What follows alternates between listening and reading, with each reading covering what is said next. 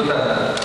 Alors, ce que je vous propose, c'est qu'on a essayé à la fois en adaptant la présentation à la situation des cliniques privées, en particulier dans l'agence générale de santé, parce que je crois qu'un certain nombre, la majorité d'entre vous aussi, on n'est pas encore à la générale de santé, mais ça nous aurait peut-être servi. Donc, et puis regarder comment donner à la fin une mesure. Pourquoi on tente cette opération, quelles en sont les motivations, quelle est la situation de la France au regard des différents enjeux. Avec clairement un rappel, si c'était nécessaire, sur le fait que l'hospitalisation privée a en France une place particulière, ce n'est pas le cas dans tous les pays, qu'elle a effectivement une place, on va le voir, assez importante en matière de chirurgie. Aujourd'hui, 60% de certains actes chirurgicaux sont faits dans l'hospitalisation privée. Donc,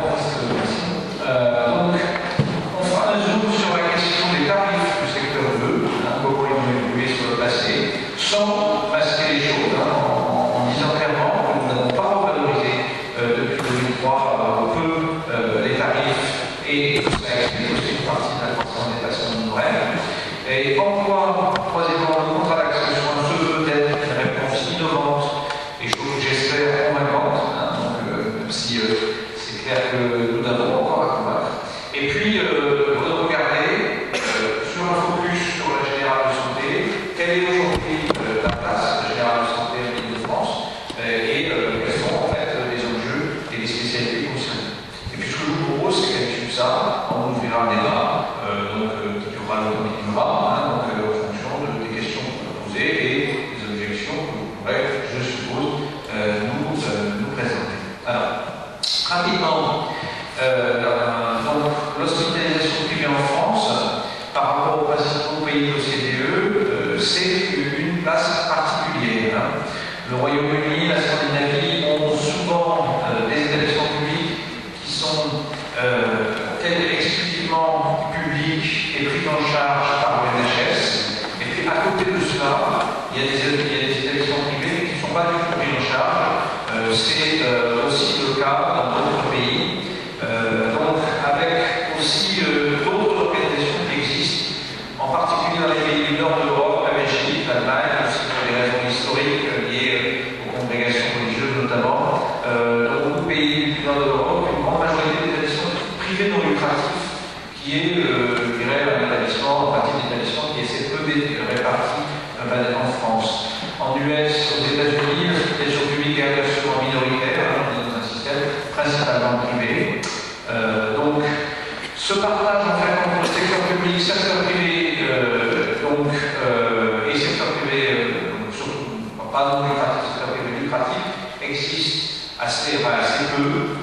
La France a une caractéristique, c'est que la sécurité sociale finance les établissements privés dans des conditions sur lesquelles on reviendra, et inversement, ces établissements privés respectent les tarifs conventionnés. Et ça, c'est une organisation tout à fait particulière. D'ailleurs, quand nous recevons les Américains, ça nous arrive de temps en temps, on a reçu pour la campagne américaine, ils sont assez intéressés parce qu'ils disent, effectivement, la France a, à côté de, c'est pas l'image qu'on a toujours, je dirais, du point de vue des Américains, la France a un secteur privé qui est financé par l'assurance publique et ça les intéresse. Ça, s'il vous plaît. Alors, globalement, qu'est-ce que représente l'hospitalisation privée en France? Comme 240 000 professionnels de santé, 54 000 médecins, donc 72% dans le secteur lucratif, 52 000 infirmières, 100 000 personnels de soins, 1000 établissements, 100 établissements, 180 000 lits, 137 500 lits de médecine chirurgie obstétrique, c'est-à-dire 35% des capacités de la médecine chirurgie obstétrique en France. Alors, en activité, vous voyez que cela représente 11 millions de séjours, 43% des hospitalisations, 8 millions de patients chaque année, 2 millions de passages dans 132 services d'urgence, ce sont les actifs pas tout, dans les vols. Et puis, sur la chirurgie, la part de l'activité chirurgicale est importante, majoritaire. 54% des séjours chirurgicaux et 71% de la chirurgie ambulatoire. On évoquera récemment une certaine spécialisation En maternité, je suis un peu aidé par ce 28%, et donc, parce qu'on a vu sur les dernières années une diminution très forte de l'investissement du secteur privé dans les maternités, donc avec une concentration assez forte sur le secteur public et les maternités notamment de niveau 3. 25% des séjours médicaux, et on ne le sait peut-être pas suffisamment, près d'une personne sur deux atteinte d'un cancer est prise en charge par le secteur privé. Un peu moins sur les hospitalisations psychiatriques, 20% quand même, et puis un tiers des hospitalisations en soins d'aptitude et de réadaptation. Pour votre information, nous avons encore, sur nous, assurance maladie du régime général, des établissements de soins de suite et réadaptation pour environ 600 millions d'euros de chiffre d'affaires, et bien que nous n'avons pas mis en œuvre dans nécessaire, nous avons des tarifs qui sont en gros entre ceux du secteur privé et ceux du secteur public.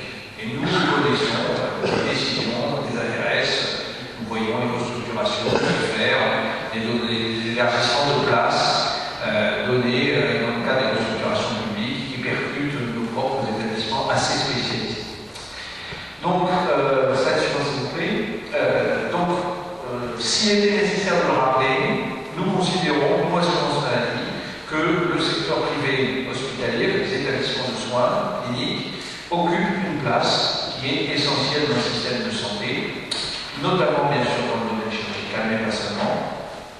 Et néanmoins, bien sûr, l'existence du secteur 2 et le remboursement partiel du secteur de par l'assurance maladie fait que ce secteur privé, on va le voir, bien que relativement compétitif, nous semble-t-il en termes de productivité et en termes de coûts, laisse, dans le cadre d'un certain nombre de spécialités sur lesquelles on va revenir, un reste à charge relativement important pour les patients.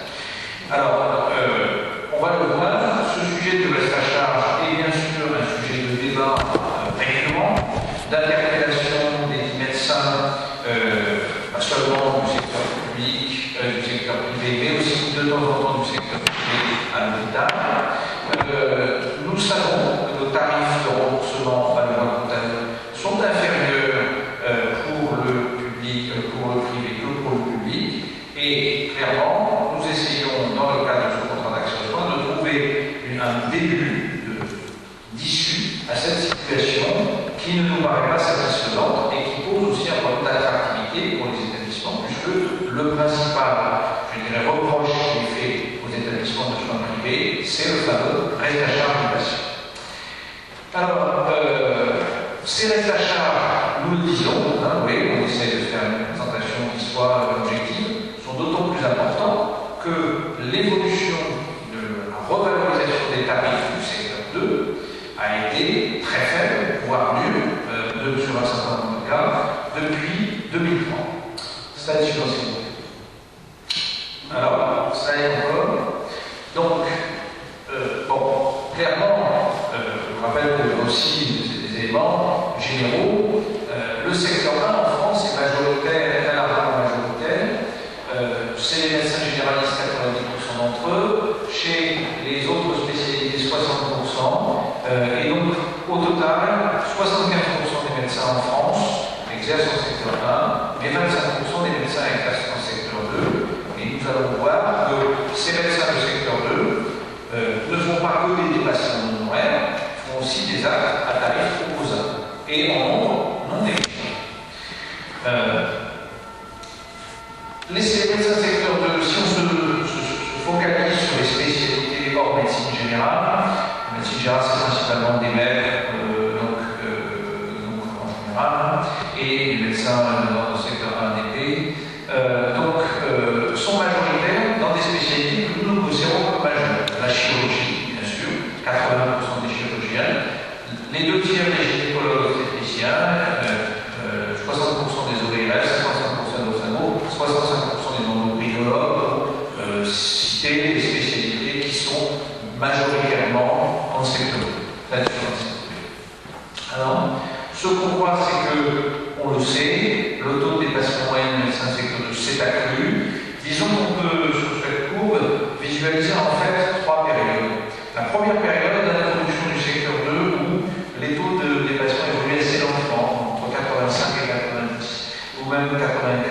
Puis on voit dans les années 95, 2005, avec 2004, une assez forte croissance du taux de dépassement. Puis ensuite, il y a une période, je dirais, qui est 2005-2010, où on a un ralentissement de ce taux de dépassement, malgré la pression tarifaire, l'absence de revalorisation du tarif de la sécurité sociale. Et aujourd'hui, depuis, je dirais, 2010, nous sommes dans une quasi-stagnation du taux de dépassement. Nous avons donné récemment les résultats des chiffres de 2012. Les tendances que l'on a commencé à analyser sur la première partie de l'année sont les mêmes. On est, c'est vrai, dans une situation de crise économique, bon, qui induit une pression, bien sûr, sur le reste à charge. Mais on voit bien que donc on est dans une situation, je dirais, de relative stabilité à ce stade. Alors, on n'a pas fait de zoom géographique, mais souvent, y compris d'ailleurs pour la presse, parce qu'elle est uniquement parisienne, on ne se rend pas compte que le secteur 2 est extrêmement variable en fonction des territoires. On a une image souvent qui est au Paris ou l'Île-de-France, mais au-delà de l'Île-de-France, au-delà de Lyon et dans une moindre mesure de l'Alsace, les médecins du secteur 2 ne pratiquent en moyenne pas des dépassements très élevés. Fixer les ordres de grandeur, le dépassement moyen chirurgien, qui est historiquement celui qui est le plus important, tourne autour de 60% du tarif. C'est important, mais je dirais, voilà, ça n'est pas, je dirais, une situation qui est homogène en fonction du territoire. Ça est une autre. Alors, l'importance du reste à charge des patients est paradoxalement, et d'une certaine manière paradoxale, parce que les coûts complets des soins privés, en moyenne, nous le disons, mais on assume, donc nous le disons maintenant depuis plusieurs années, apparaissent relativement compétitifs. Alors vous avez sur cette slide la comparaison, donc suivant le niveau de sévérité, niveau 1, niveau 2, niveau 3. Alors, je précise que ces montants sont hors le coût de la prothèse elle-même. Hein. C'est pour cela que vous avez peut-être en tête qu'une chirurgie de la hanche en France, ça varie en termes de prix entre 6 000 et 12 000 euros, suivant le niveau de sévérité des patients et suivant le niveau de la prothèse qui est posée. Donc là, ce sont des tarifs hors valeur de la prothèse. Ils ne comprennent pas non plus les dépassements d'honoraires. On va revenir sur ce sujet-là. Vous voyez que, en gros, sur le niveau 1, eh bien, il y a un écart de l'ordre de 500 euros entre le tarif, entre guillemets, versé aux établissements de santé publics et le tarif opposable versé aux cliniques privées. Ce qui fait que, malgré, on évoquait tout à l'heure un moyen de dépassement en chirurgie de l'ordre de 60%, hein, donc en moyenne, malgré, je dirais, le dépassement d'honoraires, ce n'est pas vrai pour tous les cas, mais en moyenne, les tarifs en coût complet, quand on réintègre aussi ces compléments, sont du même ordre de grandeur que le tarif public, parfois inférieur. Nous avons fait, je le signale pour ceux qui auraient un intérêt à cette affaire, nous avons fait une totale transparence sur les tarifs en coût complet des établissements de soins. Si vous allez sur notre site Amélie Direct, sur lequel je continue de faire de la publicité, parce qu'il peut aussi intéresser les professionnels de santé, vous savez combien nous remboursent, quels sont les tarifs de l'hôpital de Laval ou de la clinique de La Roche-sur-Yon. Vous savez exactement sur quelle base la sécurité sociale rembourse ces interventions, en intégrant à la fois le GHS, les remboursements de l'anesthésie et de la chirurgie, en intégrant les déplacements d'honoraires, mais vous avez aussi la transparence complète sur le GHM des autres flux, et donc sur les restes à charge du patient.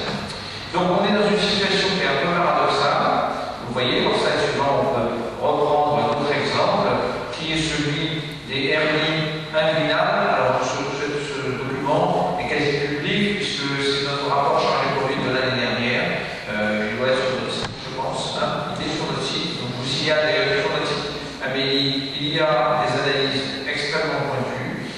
Et bon, c'est peut-être pas très visible là sur la slide, c'est pour ça que là, tiens, qu'est-ce que j'ai fait?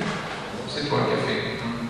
Donc, et donc, sur les dernières médailles électorales, vous voyez, non, vous ne voyez pas, puisqu'on a un petit problème de présentation, mais moi je vois en moyenne, pour le secteur public, le remboursement est de 2072 € et pour le secteur privé, 1944. Donc, on est dans une situation paradoxale dans laquelle nous solvabilisons moins le secteur technique et où néanmoins, sauf dans les cas où les dépassements d'honoraires sont très élevés, le coût complet des soins est tout à fait comparable au secteur public.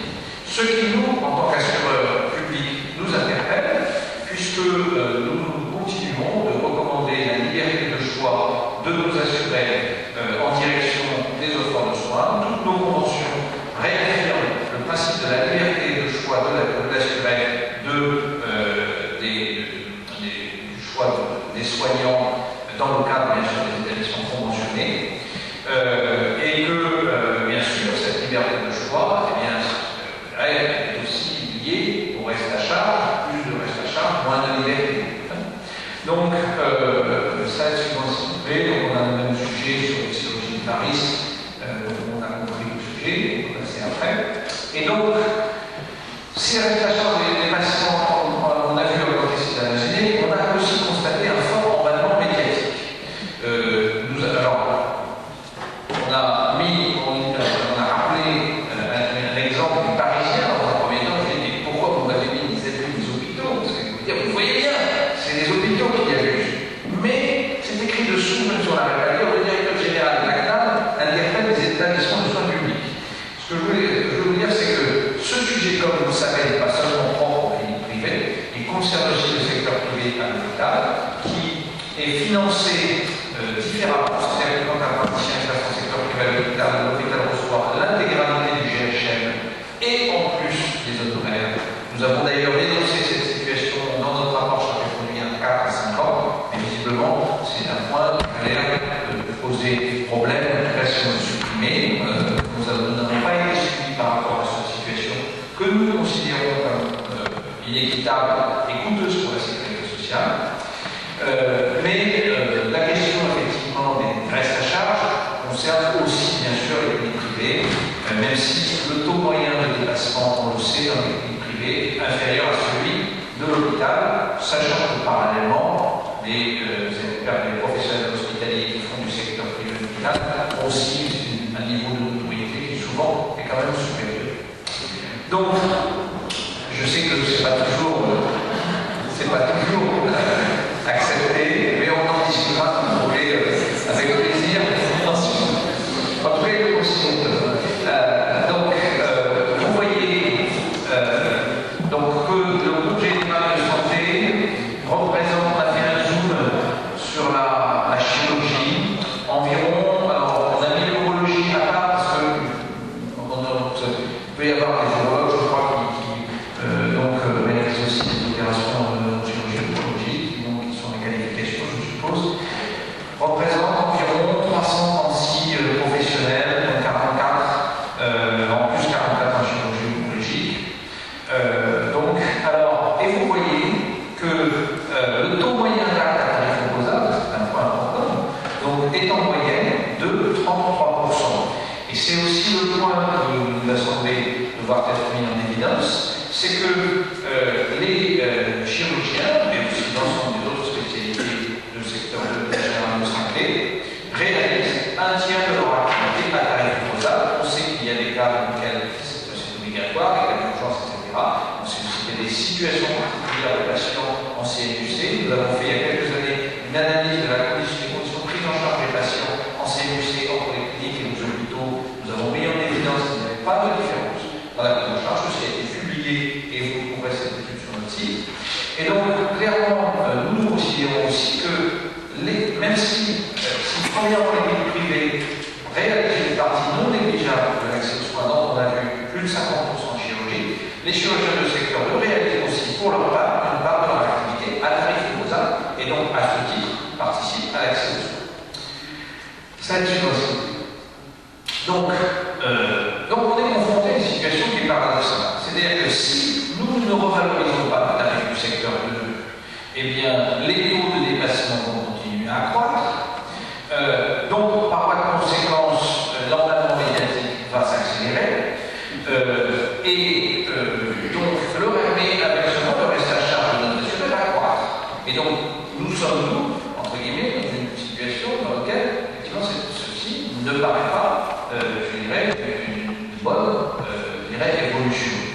Cela, d'ailleurs, peut réduire l'attractivité des cliniques, parce que finalement, le principal argument qui est donc mis en avant contre les cliniques privées, c'est cette affaire de dépassement d'honoraires.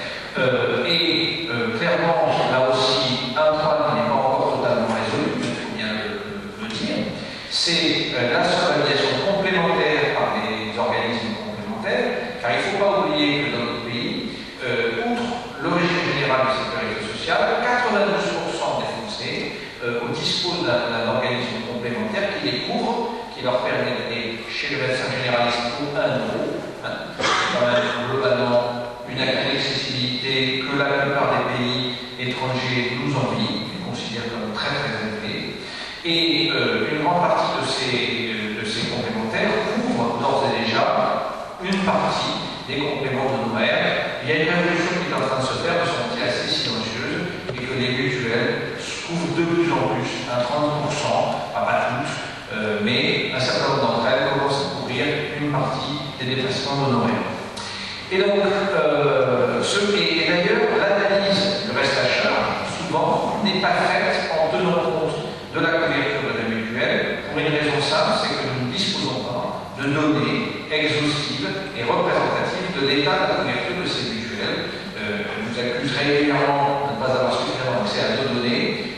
Nous souhaiterions qu'on puisse parler en toute transparence de l'état de la couverture des contrats complémentaires des organismes concernés. On a recherché une solution dans un contexte politique relativement contraint. Il y a des négociateurs qui ont participé à cette négociation, qui n'a pas été simple. Dans un contexte où le président de la République s'était engagé dans le cadre de la campagne à réduire les dépassements d'honoraires et à limiter les excès, nous avons recherché à privilégier une solution négociée avec la profession. Bon, le président de la République a indiqué d'ailleurs sa préférence à la recherche d'une solution négociée plutôt qu'à la recherche d'une base législative, même si clairement il y a eu un débat vraisemblablement assez interne du gouvernement sur les avantages et les inconvénients de cette solution. Donc c'est dans ce cas, dans le cadre d'une négociation politiquement effectivement contrainte, dans le cadre d'une alternative à la loi, que nous avons signé ce fameux avenant numéro 8. Je serai, s'il vous plaît, donc je vais vous le présenter. Nous allons axer notre discussion sur le contrat d'accès aux soins, mais je suis tout à fait prêt à répondre aux questions que vous pourrez poser sur les autres parties de la conduite et éventuellement sur la question des fameux tarifs dits excessifs, avec la conclusion bien évidemment. Donc, alors, les objectifs de la conduite, c'était justement de favoriser l'accès aux soins des patients, des médecins exerçant en secteur 2, en relevant les bases de remboursement de ces médecins en échange, entre guillemets, d'une modération dans un contexte économique relativement contraint. Comment Donc, en échange de cette modération, de la part de l'assurance maladie, tenir compte du fait que les médecins de secteur 2, comme leurs confrères du secteur 1, un peu moins, comme leurs confrères du secteur 1, réalisent une part d'activité à tarif opposable. On le voit, c'est pas négligeable, parce que, en gros, ça veut dire qu'en moyenne, et ce 30% que vous voyez sur les médecins de la générale de santé, c'est effectivement le cas pour l'ensemble de la France. Donc, avec il y a des spécialités qui en font un peu plus que d'autres, mais globalement, un tiers de l'activité des médecins de secteur 2 en France s'exerce à tarif strictement opposable. Et donc, c'était de dire, il faut reconnaître cette situation en engageant une réforme qui consiste effectivement, non pas donner les mêmes avantages que les médecins de secteur 1, mais une partie des mêmes avantages,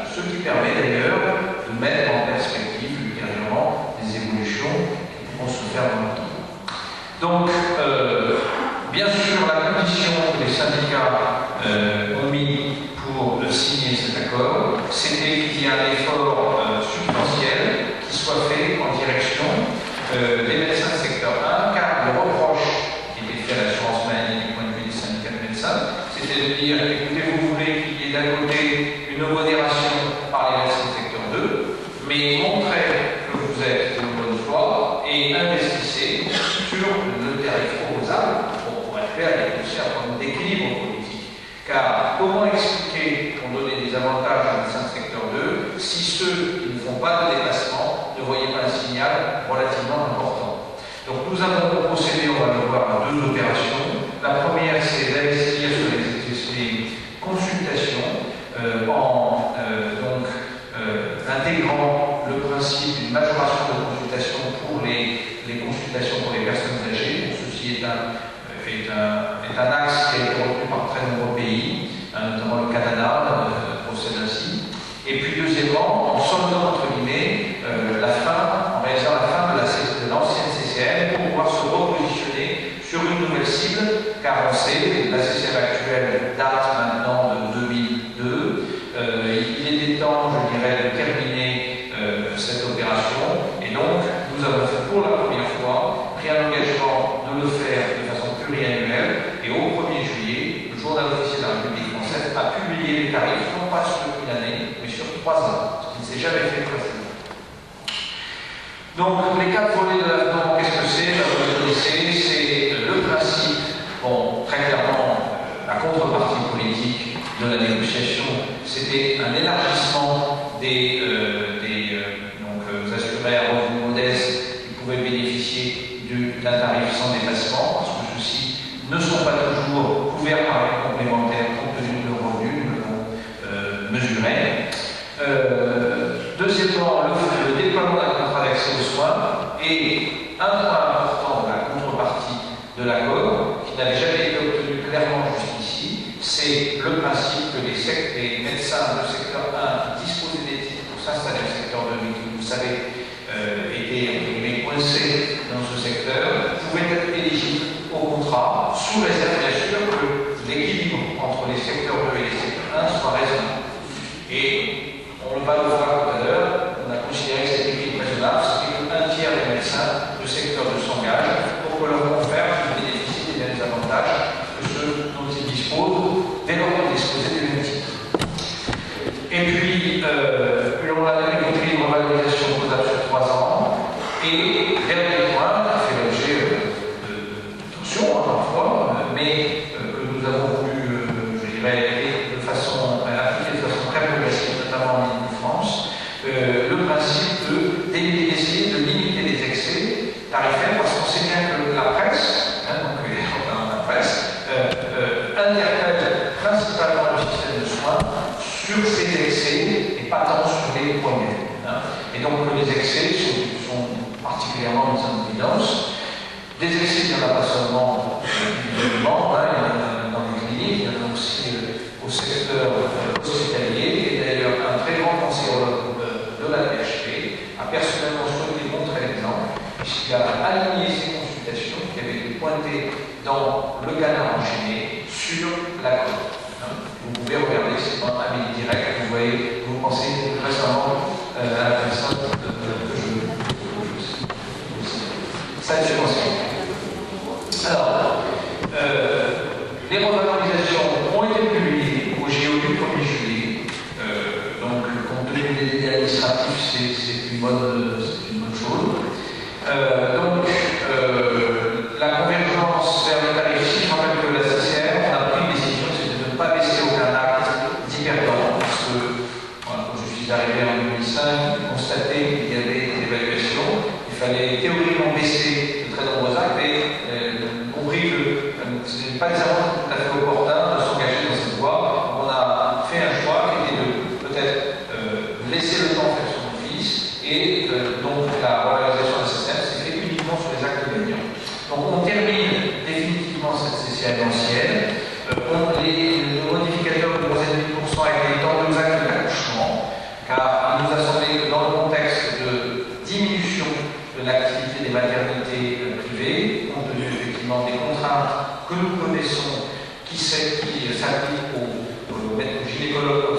praticien privé, notamment le fait de devoir être personnellement présent, contrairement donc, à la délégation qui peut se faire à l'hôpital, et de ne pas récupérer le temps. Nous savons que c'est une activité extrêmement contrainte, c'est la raison pour laquelle on a fait cette opération. Donc, un certain nombre d'autres valorisations ont été faites, notamment pour les médecins généralistes principalement, je vous passerai rapidement. Donc, les mesures tarifaires sont entrées en vigueur au 1er juillet, mais évidemment, nous aurions souhaité que le contrat d'accès aux soins puisse se mettre en place au même moment pour qu'elle s'applique aux médecins de secteur 2. Force est de reconnaître que, et là je faisons du côté de la sécurité sociale un monde honorable, nous avions un peu sous-estimé le temps qu'il nous fallait pour élaborer le produit. Nous avions prévu 6 mois entre le 1er janvier et le 30 juin pour le faire, mais il est clair que comme ce contrat nécessitait de connaître les données définitives de l'année 2012, que celles-ci ne sont connues en recommandant soins qu'à la fin du premier trimestre 2013, nous avons pu commencer à proposer le contrat aux médecins que 3 mois avec 3 mois de retard, et donc on a pris la décision de décaler de 3 mois de projet. L'avenant ne dit pas qu'il y a une date après, l'avenant dit il se met en place dès lors qu'on a atteint la masse critique et la pesée. On va mener exactement la situation à aujourd'hui pour que vous puissiez vous faire votre propre opinion. Slide suivant. Alors, le contrat d'accès aux soins, on sait qu'il y a d'un côté des engagements du médecin, de l'autre côté un engagement de l'assurance maladie. Le médecin s'engage à maintenir sa part d'activité à tarif opposable. De toute façon, cette part d'activité, mécaniquement, tend à s'accroître, puisqu'on élargit à des publics un peu plus nombreux l'obligation de réaliser des tarifs opposables. Deuxièmement, stabiliser le dépassement moyen recalculé. L'objectif, c'est plus clair, c'est que la revalorisation du tarif de base permette, sans que le médecin ne modifie ses propres revenus, à activité constante, de diminuer le taux de dépassement. Et donc, nous avons recherché finalement un outil qui permette de trouver une solution qui, pour les médecins qui sont éligibles, diminue le reste à charge des patients et donc améliore l'attractivité des établissements de soins privés.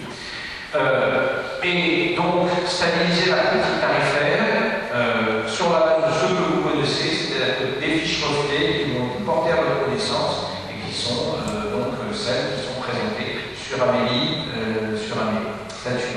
Alors de son côté, l'assurance maladie s'engage donc à se payer un alignement des tarifs de remboursement pour les médecins de secteur 2 de manière à ce que la base de remboursement soit majorée. En chirurgie, c'est non négligeable, puisque vous le savez, outre la revalorisation des tarifs, il y a 11,5% de majoration, ce qui mécaniquement diminue assez fortement le taux de dépassement, de l'ordre de 20 à 25% mécaniquement.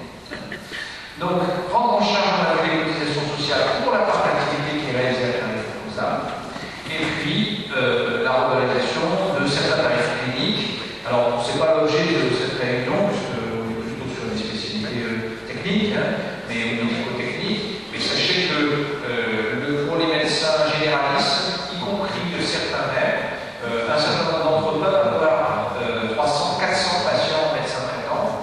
Et donc, évidemment, le fait de pouvoir être pris en compte en tant que médecin traitant sur la généralisation du forfait et non effectivement un intérêt non négligeable pour la médecine générale et les médecins exercices particuliers. La suivante. Alors, on a pris quelques exemples, mais ce sont des exemples simples. C'est le passage de 23 € à 28 €, c'est non négligeable, parce que vous voyez que pour un pédiatre, ça va être un passage de 23 € à 31 €. Si vous imaginez que la consultation du pédiatre, par exemple en Ile-de-France de ville, est à 40 €, vous voyez que le taux de dépassement passe de 50% à 25%.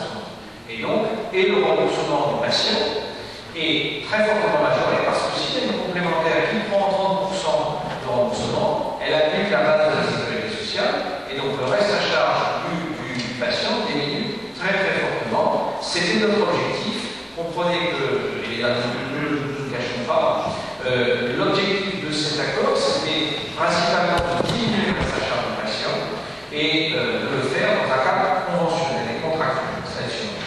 Alors, ça c'est la même chose en psychiatrie, c'est l'exemple que je prenais là, on passe donc pardon, c'est bien, mais il y a moins d'écran. Mais donc globalement, vous avez compris le mécanisme. Nous faisons un effort pour que les patients soient mieux remboursés.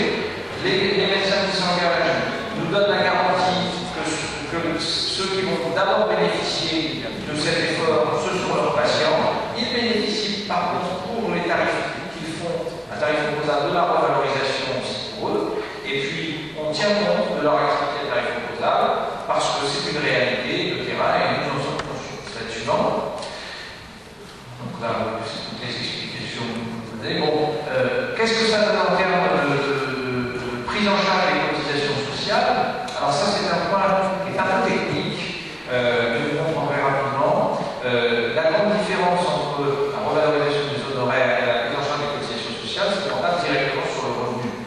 Hein, puisque quand on diminue la cotisation sociale, eh bien c'est là-bas, c'est au niveau du revenu net, ça s'améliore directement. Donc, la prise en compte de l'activité à tarif opposable, en fonction de la situation de chacun. C'est pour ça que c'est difficile de donner des chiffres globaux, mais peut être un élément substantiel. Et c'est quand même aussi le deal, c'est qu'il n'est pas seulement de bloquer les tarifs, parce que ça, évidemment, ça aurait été considéré comme peut-être un peu fort, mais c'est de dire on fait un échange, plus de parties opposables, mais on tient compte de la diminution de la cotisation sociale, et en termes de revenus, c'est moins intelligent. Ça est suivant. Donc, alors, nous sommes donc repositionnés sur un nouvel objectif, hein, puisqu'on avait dit, on voulait monter en puissance à peu près sur 8000 contrats en 6 mois, ça fait à peu près moins de 1500 contrats par mois. On est parti pour les premières caisses fin mars ou début avril, je pense qu'en Ile-de-France, on est parti un petit peu plus tard, plutôt de la deuxième semaine du mois d'avril. Et on avait dit, on essaie à fin juin d'avoir atteint 5000 contrats. Alors, on a dépassé ce seuil. Aujourd'hui, les chiffres que vous avez sont des chiffres au 30 juin. On avait 5650 contrats signés au total. Vous voyez la répartition. Il y a certains de vos collègues qui sont en secteur intitré. La part des secteurs est majoritaire. Et aujourd'hui, on a fait 120 contrats, on est à 5770 contrats. Donc, nous pensons que nous sommes sur une bonne direction. Nous pensons que nous avons de bonnes chances que ce contrat s'ouvre. Et j'espère, à l'issue de cette réunion, je voudrais convaincu encore quelques médecins que c'est une voie qui présente un intérêt non seulement pour la profession, mais aussi pour ceux de vos collègues qui, je dirais, disposent des mêmes titres que vous. Donc, au niveau des plateaux techniques lourds, on a plus d'un millier de médecins spécialistes qui ont signé. On a une attractivité aussi qui est réelle sur les spécialités cliniques, pour les raisons que j'évoquais avec vous, notamment parce que vous avez vu la différence de remboursement des consultations pour les spécialités cliniques est très importante. Et évidemment, le reste à charge diminue. C'est le pari que nous faisons, c'est que plus de médecins s'engagent dans le contrat d'accès aux soins, mieux nous solvabilisons cette activité et plus le reste à charge diminue. Au total, si on regarde les médecins hospitaliers exerçant l'exercice libéral, il va rester, je pense, quelques places ici, sur les côtés. Donc, très bien, nous sommes encore blancs. Je ne cache pas que nous avons du mal à attraper vos collègues hospitaliers pour des raisons souvent d'emploi du temps, mais nous espérons que l'hôpital va quand même montrer l'exemple. Donc, il y a plus de 300 hospitaliers qui ont souscrit le contrat. C'est vrai que nous avons fait approcher plutôt par des collègues médecins de conseil. Mais clairement, l'organisation hospitalière publique soutient le contrat d'accès aux soins. Et moi, je trouverais que c'est normal que les médecins hospitaliers publics montrent l'exemple. J'espère qu'à l'arrivée, ce sera satisfaisant. Donc, vous voyez, en gros, par rapport à l'objectif d'atteindre que nous sommes fixés, la plupart nous avons des caisses qui ont dépassé largement leur objectif. Alors, ce sont des situations qui sont particulières à chaque département. Paradoxalement, je vais vous dire tout à fait franchement, nous pensions que la promotion du contrat serait plus aisée dans les départements à faible taux de déplacement que dans les départements à fort taux de déplacement. Et paradoxalement, nous nous trouvons dans une situation qui est presque inverse, car dans les départements qui ont des taux de déplacement bas, en particulier l'Ouest, la France, on nous pose la question de savoir pourquoi on veut promouvoir le contrat d'accès aux soins, parce que le niveau des déplacements est tellement bas, ou considéré, relativement bas, il faut bien reconnaître, que les gens disent qu'il n'y a pas de problème d'accès aux soins. Donc c'est bon. Et en Ile-de-France, nous sommes au niveau de la moyenne de la France. Ce que nous ne pensions pas initialement, je ne vous cache pas que sur ce sujet, nous étions, on ne voit pas tout, parfois, nous étions, peut-être c'est le dynamisme des directeurs d'Ile-de-France, mais je pense aussi qu'il y a aussi ce phénomène qui est que, compte tenu du fait que les débats sont plus importants en Ile-de-France que dans le reste du pays, eh bien, les médecins sont peut-être plus sensibles au fait que le remboursement de leurs patients soit meilleur. Donc, alors il y a des départements où on a comme Perpignan, où là on sait que la population environnante est relativement bleue, assez peu de ressources, et où là, paradoxalement, les taux de déplacement sont bas et le niveau de souscription des médecins est très élevé. Alors c'est vrai que nous avons constaté aussi qu'il y avait par exemple un lien entre la nature et la qualité des relations entre les médecins du département et la caisse, et que dans les départements dans lesquels les relations étaient de bonne qualité, eh bien l'engagement de la profession était plus aisé. Mais vous voyez, des départements comme les Alpes-Maritimes, Nice, où le taux de 30% est d'ores et déjà atteint. Alors on est plutôt là, parce qu'il y a forcément des conversions relativement aisées. Donc il n'y a pas de règle générale. Alors, qu'est-ce que ça veut dire pour les médecins des établissements de la Générale de Santé en Ile-de-France? Alors, on a essayé, je dirais, à la trêve de données, de vous donner ce résultat. Donc, nous recensons 23 établissements, Générale de Santé en Ile-de-France, hors SSR et 0, je pense que ça doit être à peu près exact, j'espère en tout cas, que ce soit à Paris, dans les Hauts-de-Seine, mais aussi dans des départements moins, je dirais, favorisés, traditionnellement au niveau des ressources, de la Seine-Saint-Denis, donc Val-de-Marne, Seine-et-Marne, Essonne.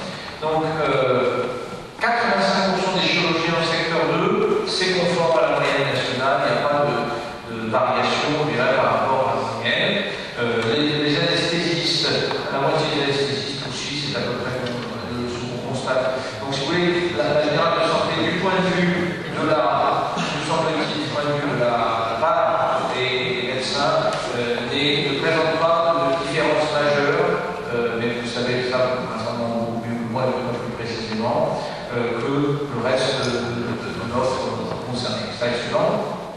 Alors, c'est un peu petit, mais vous voyez que le taux moyen de déplacement des médecins de Générale de Santé est de 80%. Donc vous voyez qu'on est dans une très grande majorité d'entre eux, plus des 2 tiers, c'est la même loi, qui sont éligibles au contrat d'accès aux soins. On voit que les taux les plus importants, mais ça c'est ce qu'on confirme, je dirais, donc de manière générale, ce sont la chirurgie. Mais vous voyez aussi que par rapport au taux de déplacement moyen calculé de l'Île-de-France, la Générale de Santé est en dessous. Alors, on va vérifier nos calculs, parce qu'on a préparé ce document dans la perspective de cette réunion, mais a priori, Philippe, c'est bien ce que nous trouvons. Alors, ça peut aussi être le mix de répartition des établissements de la Générale de Santé, puisque vous voyez que ces établissements sont répartis, pas seulement à Paris en gros, mais aussi sur l'ensemble des départements de l'Île-de-France. Donc, bien sûr, inversement, les dépassements, le taux de dépassement recalculé sur la base de 1, parce que c'est ça qui est important, est supérieur à la moyenne de la France, et ça, c'est ce qu'on constate de manière générale sur l'ensemble du pays. Alors, globalement, dans l'ensemble, on voit que les dépassements d'horaires sont supérieurs à la moyenne nationale et inférieurs à la moyenne de France, que le taux moyen d'atteinte à tarif opposable, 35%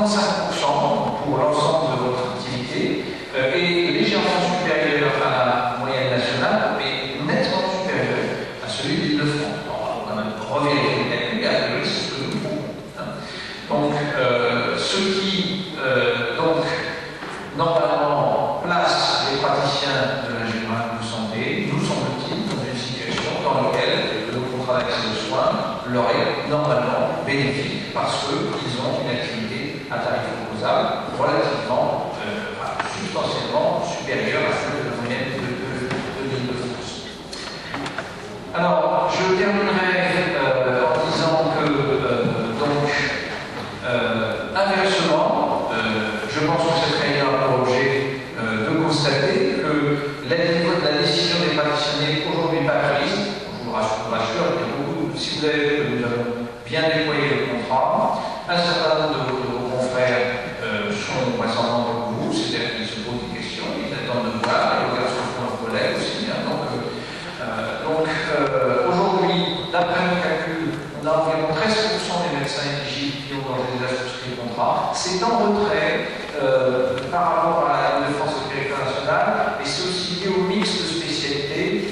Donc nous savons que ça représente deux syndicats, le syndicat chirurgien, ne sont pas favorables à la souscription de ce contrat, à l'exception néanmoins de ceux qui ont les titres et qui sont installés dans le secteur 1. Et c'est vrai qu'il y a la nécessité de convaincre individuellement les professionnels, alors que dans un certain nombre d'autres spécialités, ce n'est pas le cas. Des conditions favorables de souscription. Est-ce qu'il y a ça d'après? Non. Alors justement, ça me permet de vous dire deux ou trois choses qui ne sont pas dans le slide et qui me paraissent relativement importantes. Premièrement, l'accord prévoit que le contrat peut être dénoncé par le praticien à chaque année anniversaire du contrat. Je ne vous cache pas que j'aurais préféré, à titre personnel, comme je l'avais fait pour le CAPI, que le contrat soit dénonçable à tout instant. Car la confiance, évidemment, aurait été plus importante si nous avions fait ceci. Bon, c'est un équilibre politique qui a dû être trouvé dans un contexte, comme vous le savez, relativement contraint.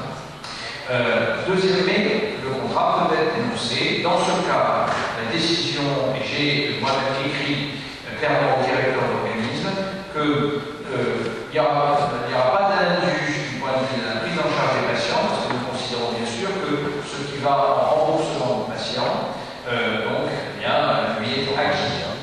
Bien sûr, la conséquence, le contrat peut être, les personnes peuvent sortir du contrat à leur demande, mais inversement, l'accord prévoit que nous pouvons aussi demander à un praticien de sortir du contrat dans l'hypothèse où les engagements ne seraient pas tenus. Des clauses normales, contractuelles. Deuxième chose, bien sûr, le sujet des anciens chefs de clinique de secteur 1 était une des conditions majeures de la signature des syndicats qui ont signé. Pour être clair, ce sujet était extrêmement politique. La pression qui a été mise par les syndicats était très forte. D'ailleurs, si la négociation a failli échouer, c'est sur ce sujet-là, puisque c'était une des conditions de signature qui n'était pas négociable de la part des syndicats. Il a fallu une validation politique, clairement, sur ce sujet, qui a été obtenue. Voilà, et j'espère de la nous sur la date que ce contrat se met en place. Troisièmement, chacun des praticiens reste dans son secteur, c'est-à-dire que ce n'est pas un secteur d'exercice nouveau. C'est un contrat avec des praticiens qui restent dans le secteur de eux, qui sont libres de retourner dans les conditions qu'ils souhaitent et qui appartiennent toujours à leur secteur. Évidemment, la question qui va se poser, c'est à l'issue du contrat de 3 ans, que va-t-il se passer?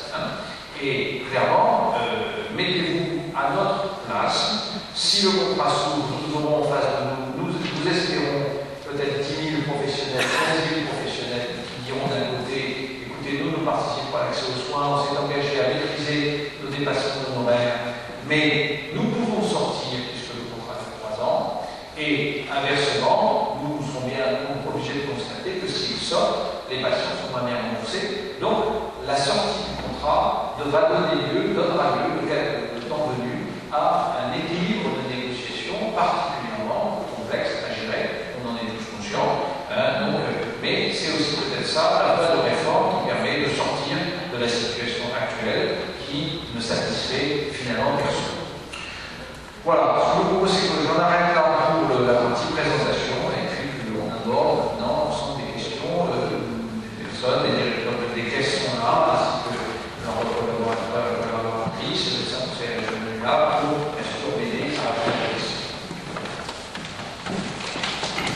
Bonsoir, Pierre Lano, je suis SNAP, secrétaire général. Je voulais vous remercier d'être venu ce soir et de l'assistance aussi au nom des organisateurs.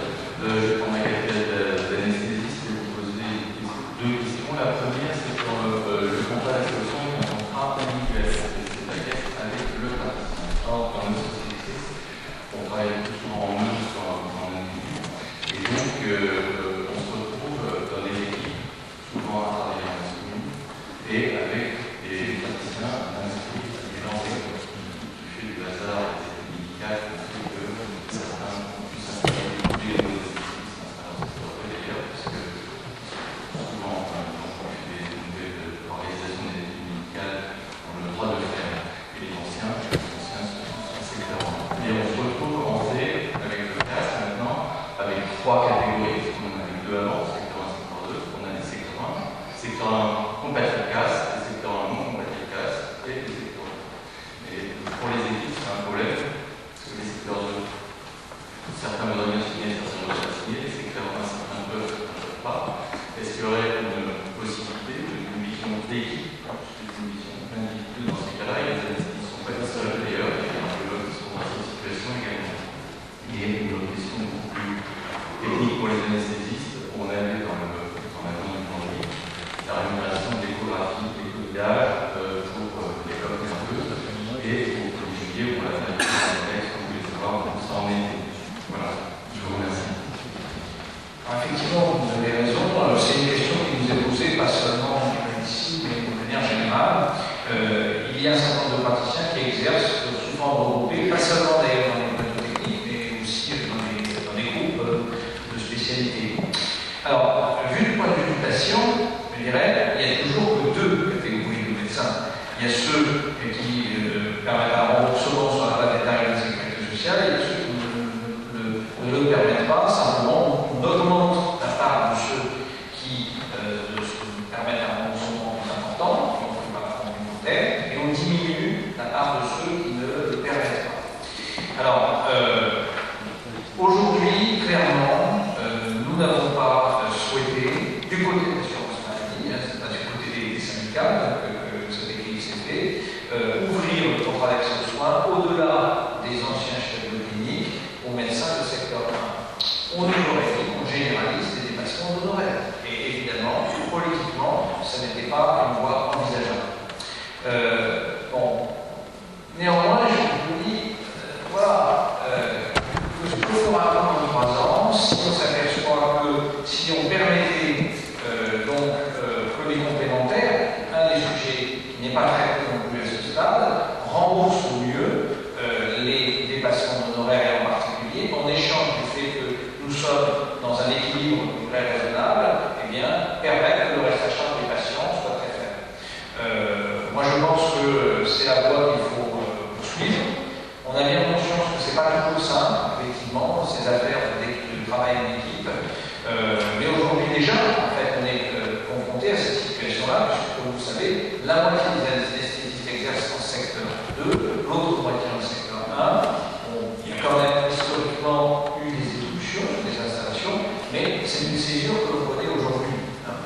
Donc, clairement, pour le médecin, ça ne change pas grand-chose, puisque sa tarification n'est pas modifiée, simplement, et la sécurité sociale reconnaît que son activité telle qu'il l'exerce, le fait qu'il exerce une partie de son activité à tarif opposable et qu'il soit dans un équilibre tarifaire finalement considéré au regard de l'accord comme raisonnable, eh bien, fait qu'il a un petit plus dans le point de vue des cotisations sociales que du point de vue des dépassements, de la prise en charge pour ces patients. Alors sur l'acte concerné, Philippe, donc nous sommes dans une procédure vous savez que nous n'avons pas le droit d'inscrire un acte nouveau si la autorité de santé nous a donné le go médical. Et ces procédures de l'autorité de santé sont parfois relativement longues, comme d'ailleurs j'ai vu récemment dans un quotidien, je crois que c'était le quotidien du médecin, dans un désaccord, dans des articles comme ça. Je ne me déplacerai bien, mais il y a un film. C'est assez paléontologique. Bonsoir, docteur Bagère, je suis chirurgien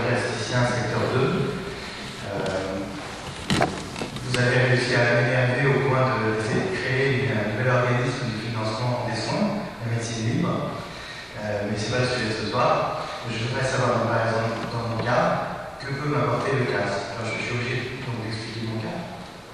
Moi, je suis ancien major de chirurgie, etc. Je me suis installé à 32 ans. J'ai maintenant 42 ans, j'ai 2 enfants en bas âge. Alors, en chiffre d'affaires 2012, j'ai fait 300 000 euros, 100 000 euros au tarif opposable et 200 000 euros en dépassement d'honoraires. Donc, je suis en pratique tarifaire excessive par rapport aux 150% du préambule. Malgré tout, dans ma patientèle, je fais 30 à 40% d'actes de chirurgie cancérologique dermato. Il n'y a jamais de reste à charge pour mes patients dans le cadre de la chirurgie dermato. Et ça, je peux le faire grâce à la modulation de mes honoraires qui me permet de vivre confortablement, de recevoir mes patients avec une secrétaire dans un cabinet propre et de faire de la comptabilité nette. J'en remercie d'ailleurs les 2 contrôleurs fiscaux que je me tape depuis des années. Bref, dans mon cas, que peut m'apporter le CAS? Ce qui apporterait le CAS à mes patients? Monsieur Pamporté. Pas de question simple, mais on a dit que toutes les questions étaient simples. Sur la chirurgie esthétique, c'est une activité tout à fait particulière, puisque une partie de l'activité, effectivement, est dans le cadre de la prise en charge. Nous savons que les chirurgiens esthéticiens privés prennent en charge la très grande majorité des patients dans le cadre de la chirurgie reconstructrice. Clairement, l'un des problèmes auxquels ces patients peuvent être confrontés, mais ce n'est pas votre cas, parce que vous rappelez que dans le cadre de ces activités dermatologiques, vous ne faites pas de déplacement. Donc, c'est effectivement des restes à charge relativement importants, parce que, on a vu pour faire des prothèses PIP, le Conseil de l'Ordre avait dû recommander de la modération chez un certain nombre de vos confrères. Alors, il faut regarder, là c'est une bonne question, parce que nous ne considérons que l'activité remboursable dans le contrat d'action de soins. C'est donc, moi aussi, tous les chiffres que je vous ai donnés, c'est hors chirurgie esthétique. Hein. C'est que ma chirurgie remboursable. D'accord, tu avais compris que c'était 300 000 en total, 200 000 euros. Il y a à peu près 60 à 70 000 euros de chirurgie esthétique en plus. D'accord, ok. Donc, écoutez, compte tenu des niveaux que vous évoquez, je ne suis pas sûr que vous soyez éligible, effectivement, que vous l'avez dit vous-même. En l'occurrence, je n'arriverai pas à vous convaincre parce que je ne pourrais pas vous le proposer, en fait. Donc, mais il n'en reste pas moins que ça peut être un sujet important, effectivement, de regarder la question du reste à charge des patients dans le cadre de la chirurgie carcinologique. Question suivante.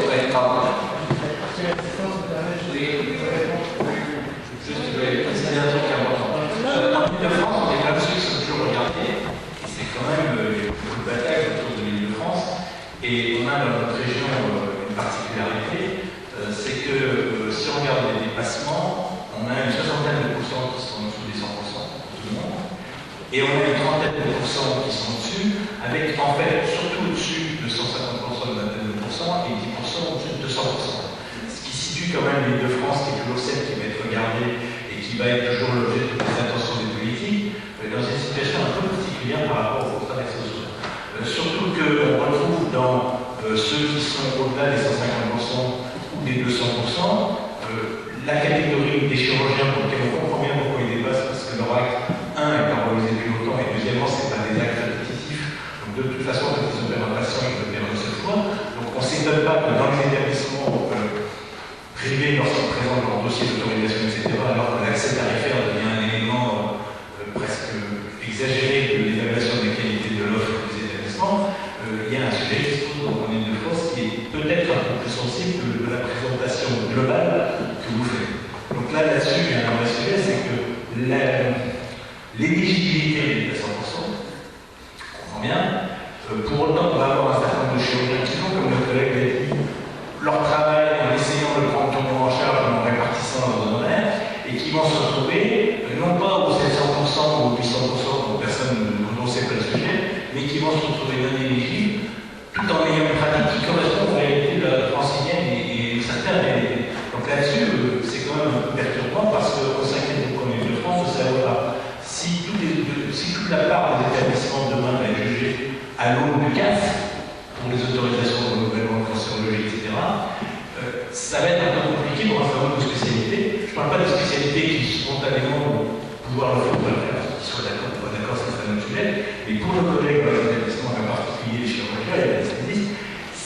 engagés en Ile-de-France, qui est quand même un peu compliqué, surtout s'ils sont jugés sur le seul critère de classe qui est en Ile-de-France est quand même complexe.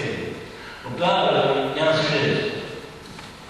C'est vrai que les tarifs d'Île-de-France, on l'a dit tout à l'heure, sont assez différents du tarif du reste de la France. Et en fait, c'est plus compliqué que ça. C'est même pas seulement l'Île-de-France, c'est plutôt certains départements d'Île-de-France. Et en fonction, effectivement, pour résumer Paris, les Hauts-de-Seine, et puis après les Yvelines. Et là encore, c'est parfois faire une moyenne départementale, mais pas toujours, je dirais, le plus représentatif de la situation. Alors, nous avons appliqué l'accord sur les tarifs excessifs, c'est pas le sujet de ce soir, mais quand même, je pense que c'est intéressant d'en parler, de façon modulée, en fonction des territoires. L'accord prévoyait que cette modulation se fasse dans des zones géographiquement limitées, et effectivement, on l'a fait de manière à s'adapter à la situation aussi de la réalité du terrain. D'ailleurs, nous avons aussi veillé à ce que cet accord s'applique, non pas de façon, je dirais,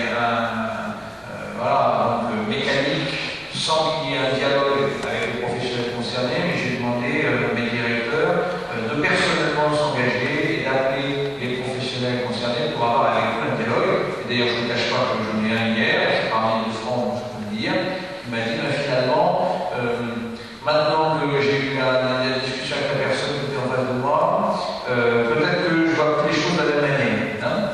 Et moi, je prends beaucoup la nécessité justement de l'échange, parce que chacun a une part de la réalité. Vous avez la vôtre de votre exercice professionnel. Nous voyons, je dirais, inversement la réalité un peu différemment. C'est clair que la confrontation permet aussi de se rendre compte que parfois, chacun détient aussi une part de la réalité. Alors, c'est clair que le contrat d'accès aux soins n'est pas modulé aujourd'hui dans son éligibilité entre les différentes régions, entre les départements. C'est un sujet qui est compliqué.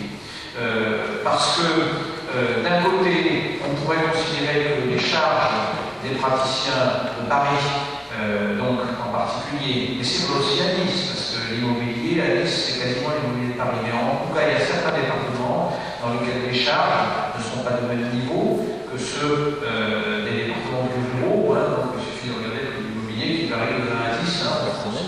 Mais l'immobilier n'est pas une partie des charges, bien sûr. Mais s'engager dans cette modulation, c'est aussi revenir d'une certaine manière aux tarifs départementaux qui ont été combattus par les syndicats de médecins parce qu'ils étaient jugés inégalitaires, et en particulier inégalitaires chez nos confrères qui sont confrontés à des réalités économiques qui ne sont pas exactement celles des Île-de-France. Alors, est-ce qu'il faudra demain faire évoluer les contrats encore qui se mettent en place, parce qu'ils se mettent en place, il n'y a pas de contrat. Donc, mais pour tenir compte de cette situation, un autre élément que je peux vous dire, c'est que, paradoxalement, pour l'assurance maladie, s'engager dans une voie dans laquelle on essaye de contenir les compléments horaires, c'est accepter d'avoir une pression plus forte sur les tarifs de Mozart que nous n'avons eu par le passé. Et c'est bien ça qu'il faut avoir en tête. On est, si vous voulez, confronté à une situation qui est paradoxale, c'est-à-dire qu'entre le court terme et le moyen terme, nos intérêts sont très partagés. À court terme, il y a la dictature du déficit, et bien sûr, on essaye de contenir le déficit pour pouvoir garder un système de couverture qui soit valise de l'augmentation. Mais à moyen terme, j'avais dit que c'était un peu particulier, mais à moyen terme, clairement, nous savons que si nous ne revalorisons pas les tarifs, il n'y a pas de conséquences économiquement, il s'en déduit des conséquences.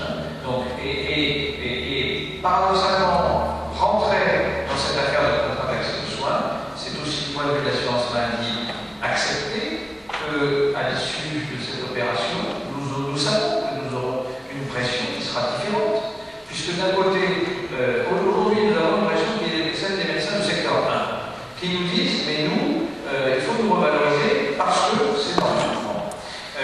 Mais là, dans une affaire comme ça, à l'issue de cette période de 3 ans, on aura une pression qui sera différente. On aura une pression qui sera d'un côté des médecins du secteur 1 qui diront nous garantissons l'activité à tarif opposable, et on aura des médecins sectoriels qui nous diront, mais nous aussi, on participe aussi à l'activité à tarif opposable, et il faut en tenir compte. Et si vous ne trouvez pas une solution pour continuer l'opération qui a été faite, c'est-à-dire revaloriser les tarifs, et notamment, clairement, on sait qu'on a un sujet dans la chirurgie, là, on le sait. Voilà, il s'est dit, on n'a jamais dit le contraire, maintenant après il y a la contrainte économique, mais clairement, vous voyez, s'engager pour nous dans le contrat d'accès aux soins, c'est aussi prendre un risque d'avoir une pression plus importante, une communauté plus grande de médecins, mais c'est aussi inversement peut-être faire évoluer les choses.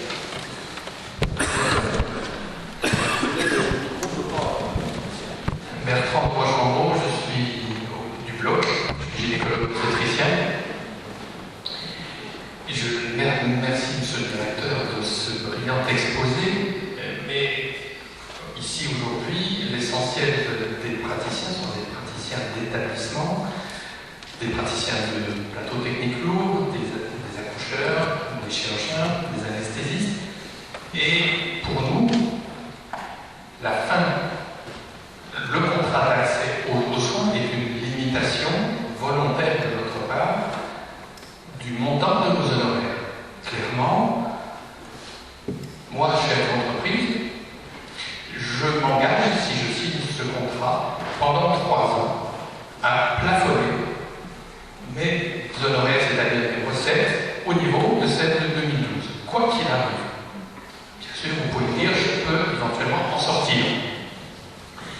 En tant que chef d'entreprise responsable, je me dis, de l'autre côté, puisque je plafonne mes recettes, quelles vont être les charges. Et aujourd'hui, tous les jours, j'ouvre la presse et on me dit, les charges, c'est bon, ça augmente.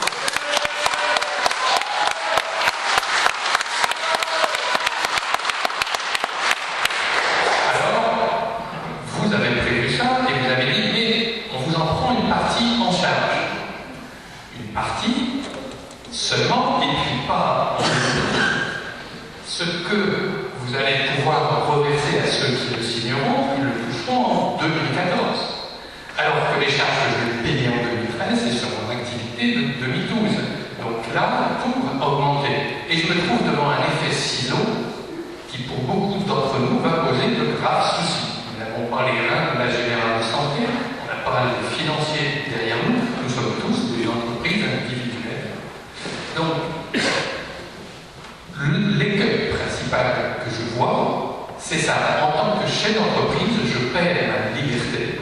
Parce que pour beaucoup d'entre nous, nous avons tous le même rythme de travail. On ne va pas pouvoir augmenter notre activité, multiplier les actes. Car contrairement à beaucoup de spécialités que vous avez intéressées avec le contrat d'accès aux soins, eux peuvent multiplier encore leurs actes. Nous, c'est pas possible. Une fois que la famille s'est retirée, une fois que l'utérus est retiré, c'est terminé. Donc, déjà très contraints dans nos activités, financièrement, on ne peut pas se permettre, à mon sens, si on est responsable, de s'engager dans cette voie-là. Tant bien qu'on préfère garder ce qui fait notre essence, notre liberté, et c'est nous-mêmes qui adaptons nos horaires, vous l'avez très bien démontré.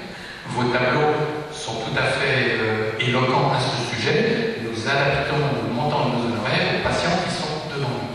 Nous savons que devant nous, nous avons encore une crise et que donc nous allons devoir, mais on le fera individuellement. Je fais confiance à la profession et à mes confrères qui sont dans ces plateaux techniques lourds parce qu'on a affaire à de vrais malades, pas à des gens inquiets qui viennent pour avoir des examens et des choses. On a des malades à traiter, à opérer, des cancers, etc. Donc, globalement, je trouve que la gestion se fait bien et je ne prévois pas un franc succès du contrat d'accès aux soins dans notre partie.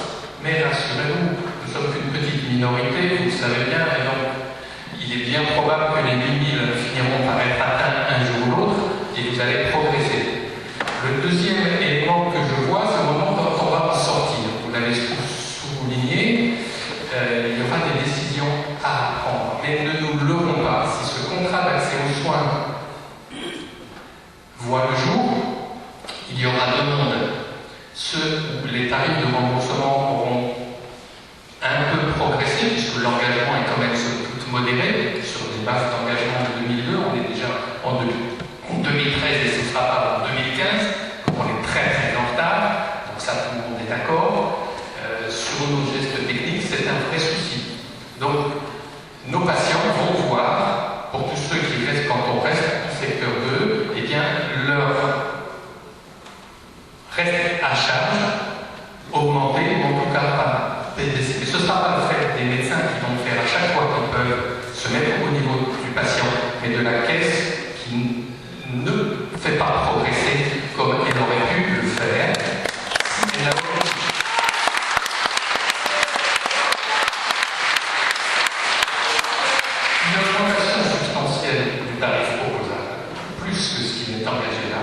vous aurez vidangé le secteur.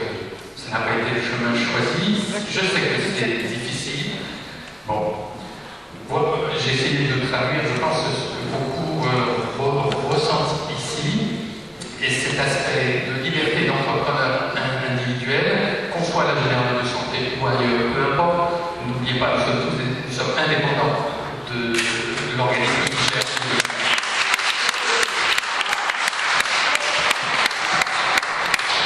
En question difficile, on savait que la réunion serait l'occasion d'échanger sur des questions qui sont de fond. Alors, nous avons conscience que la revalorisation des tarifs chirurgicaux qui a été faite n'est pas en ligne, en tout cas, avec la réalité aujourd'hui constatée, et en tout cas avec les attentes des professionnels. Bon.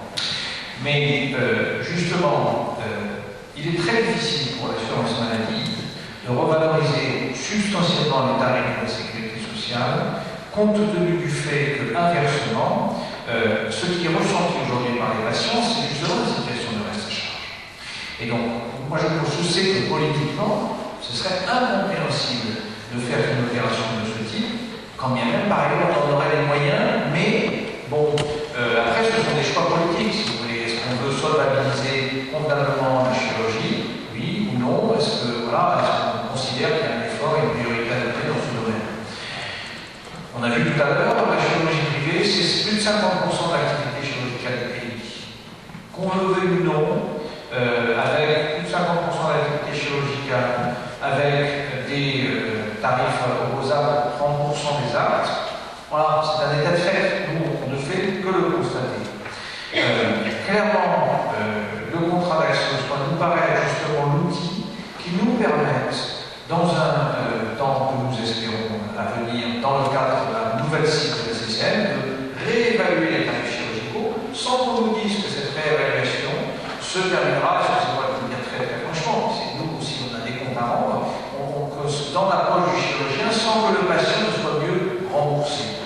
C'est vrai, j'ai eu des discussions avec les représentants du bloc, que la reproche nous est faite que nous n'avons pas été assez loin dans la revalorisation, mais ce sera d'autant plus facile à faire qu'on pourra justifier que cette revalorisation solvabilise l'activité chirurgicale privée à des niveaux qui sont raisonnables. On a vu tout à l'heure les niveaux actuels de coût complet, et je vous redis, nous avons fait la transparence par rapport à ça. Vous pouvez aller sur Amélie, vous pouvez regarder, on a dit clairement, on fait la transparence sur les tarifs des médecins, mais pas seulement. On fait aussi la transparence sur les tarifs des établissements publics, comme des établissements privés, en donnant aussi une visibilité par rapport à la situation. La seule chose que nous n'avons pas intégrée, parce que c'est difficile à faire, ce sont les milliards. Bon. Donc, mais qui représentent quand même 8 milliards d'euros. Hein? Mais les choses, de toute façon, viennent, et il me semble justement que l'argument se renverse, c'est-à-dire que le cas, ce contrat d'accès aux soins, si effectivement nous pensons qu'il va se mettre en place pour des raisons, et c'est vrai qu'un des sujets, c'est aussi, est-ce qu'il se mettra en place principalement avec les spécialités cliniques, ou est-ce que nous aurons aussi la possibilité d'avoir l'adhésion de spécialités de pathotechnologie. Alors, c'est vrai que si on le sait, la situation d'Île-de-France est un peu particulière. Je dirais à la rigueur, je sais que c'est la réunion la plus difficile que j'aurais jamais à faire. Mais je crois qu'on a besoin d'avoir cette discussion sur le fond. Nous pensons que la seule manière d'envisager une revalorisation de la prise en charge par l'assurance maladie de la chirurgie privée et de l'anesthésie, c'est justement d'avoir un outil qui nous permet de dire, eh bien, cet effort que fait l'assurance maladie, ça n'est pas un effort qui est inutile pour le patient, et c'est à cette condition-là que ça, politiquement, ça puisse être accepté, me semble-t-il. Je vous entends bien, mais pourquoi vous êtes là depuis maintenant quelques années, donc vous connaissez bien cette évolution, pourquoi quand la situation financière était meilleure, on n'a pas fait cette progression? Voilà la question qui m'intéresse. Alors que maintenant, qu'on est avec les outils qui s'excreuser, on veut nous faire croire qu'on va augmenter. J'ai du mal à le croire. J'ai du mal à croire qu'il faudra trouver autre chose.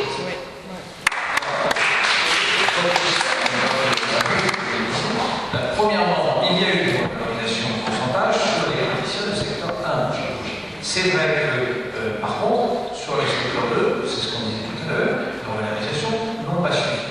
Là, ce qu'on fait, c'est qu'on dit attendez, immédiatement 10, 11,5%, alors vous allez dire c'est pas suffisant, mais c'est quand même pas négligeable. Plus 8% de revalorisation sur les tarifs. C'est 10% pour le différentiel entre la valeur actuelle et la valeur cible. C'est 10% sur la valeur de Enfin, ça sur le plan éventuellement techniquement, on pourra regarder les choses, mais donc on met sur la table, sur les actes qui sont majorables. Ça, c'est un des sujets qui m'a été signalé, car effectivement, cette évolution se fait sur une partie des actes seulement et pas sur l'intégralité des actes chirurgicaux. C'est lié, vous savez, aux anciens KCC qui ont servi de base à l'assiette de la revalorisation qui a été faite aux années 2005. Donc ça, c'est un sujet qu'on peut regarder. Donc, on a d'ailleurs commencé, on a eu un dialogue avec certains représentants chirurgiens qui nous ont signalé ce point, qui effectivement nous a échappé. Mais je pense quand même que, effectivement, de toute façon, une manière de le dire, c'est que soit on reste comme on est aujourd'hui, et dans ce cas-là, clairement, je crois qu'il y a aussi un sujet d'équilibre politique qui n'est pas simple par rapport à ça, soit nous arrivons effectivement à montrer, et je pense que vous avez vu les résultats, on est sur une dynamique qui fait que la crédibilité de cette affaire est maintenant relativement élevée, mais au-delà de ça, c'est sûr que je pense que c'est vraiment un sujet d'attractivité politique. Alors je sais bien que vous n'êtes pas salarié de la Générale de Santé, déjà une personne de la Générale de Santé, je pense, sauf si quelqu'un est présent. Voilà, on n'est pas dans une organisation officielle. Voilà, je veux dire, on a certains d'entre vous souhaitaient avoir un débat. Nous, on a considéré que de toute façon, on l'impose à personne. On l'impose à personne. Bon, c'est quand même un élément dont il faut tenir compte.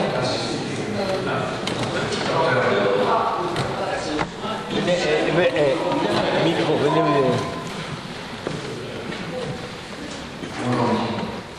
Marc-Michel Dermatologue. Je suis désolé, mais le fonds d'accès aux soins, initialement, c'était pour le reste à charge. On nous a mis devant dans toute la politique médiatico-politico, comme quoi vraiment nous prenions des honoraires indécents par rapport à la population et qu'il fallait régler le problème.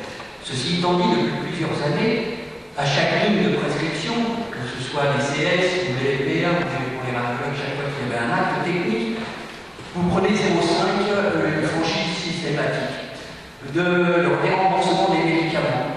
D'autre part, dans le CAS, l'élément initial qui était très important, c'était l'intervention des complémentaires qui sont eux capables de proposer des contrats à 400% qui dans chaque et qui viennent montrer les doigts à partir du moment où on prend 150%.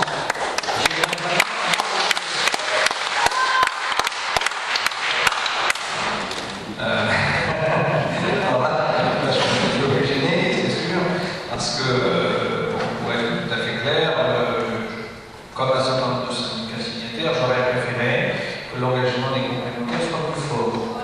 Il est nul. Voilà. Mais l'engagement des complémentaires arrive puisque le parcours de soins des complémentaires est en route actuellement.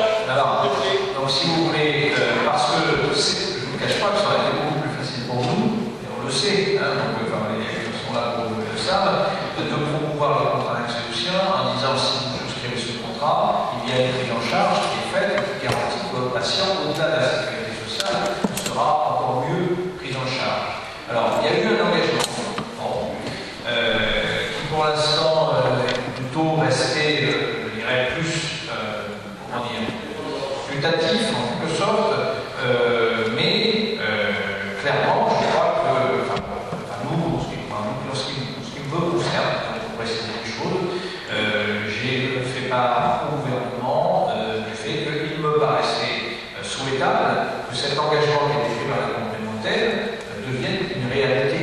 Alors aujourd'hui, je pense pour tout vous dire que les complémentaires attendent que le contrat se mette en place pour aller plus loin.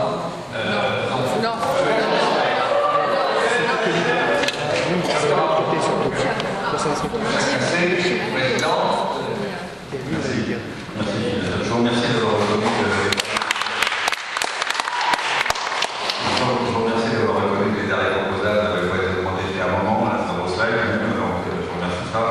Je remercie le collègue d'avoir souligné une des raisons parler fort justement.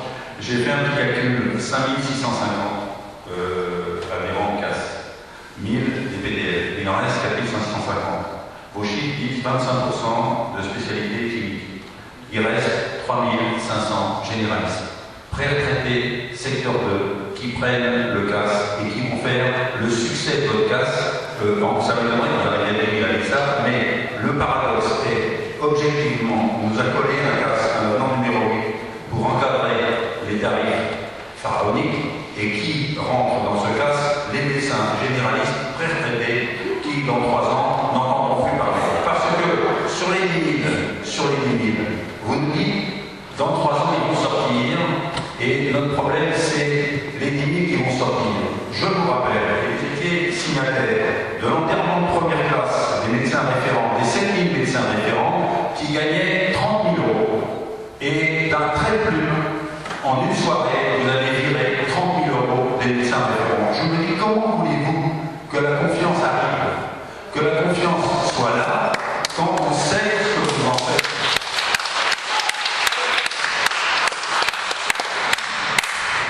Ça va être tout pour ce soir, monsieur le directeur. Je n'oublie pas non plus que vous êtes celui qui m'a dit à Junior Josas à propos des accords chirurgicaux d'août 2004, les accords d'août 2004 seront appliqués dans toute leur ambiguïté.